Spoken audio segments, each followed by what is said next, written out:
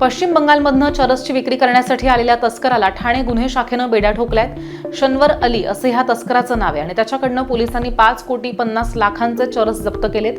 त्यानं हे चरस एका नेपाळी व्यक्तीकडनं आणल्याचं सुद्धा तपासामध्ये निष्पन्न झालंय। साकेत रोड ते बाळकुंपाडा या दरम्यान एक तरुण अंमली पदार्थ विक्रीसाठी येणार आहे अशी माहिती वागळे गुन्हे शाखेचे वरिष्ठ पोलीस निरीक्षक सलील भोसले यांना मिळालेली होती आणि त्यानुसार सहाय्यक पोलीस निरीक्षक भूषण शिंदे आणि जगदीश गावित यांच्या पथकानं सापळा रचत शन्वरच्या मुसक्या आवळल्यात।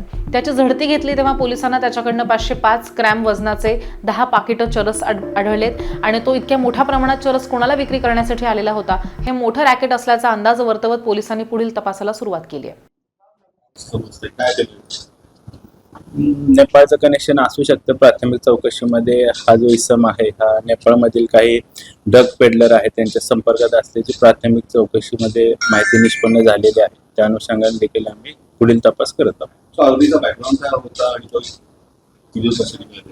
आरोपीची कस्टडी ही 26 नोव्हेंबर पर्यंत मिळालेली आहे। आरोपीचं बॅकग्राऊंड या अनुषंगाने आम्ही तपासून पाहत आहोत। त्याच्यावर पश्चिम बंगाल किंवा इतर राज्यामध्ये काही ड्रगच्या अनुषंगाने काही गुन्हे दाखल आहेत का त्याची देखील माहिती आम्ही घेत आहोत।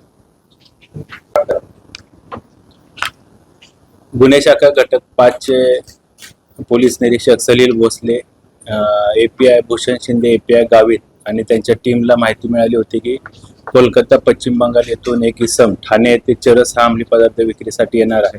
त्या अनुषंगानं एसीपी शेखर बागडे यांच्या मार्गदर्शनामध्ये सापळा कारवाई आयोजित केली।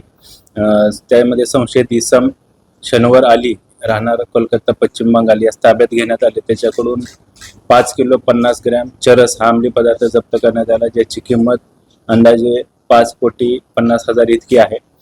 सदर इसमास अटक करून मान्य न्यायालयाने त्याला 26 नोव्हेंबर पर्यंत पोलीस कोठडी रिमांड दिलेला आहे।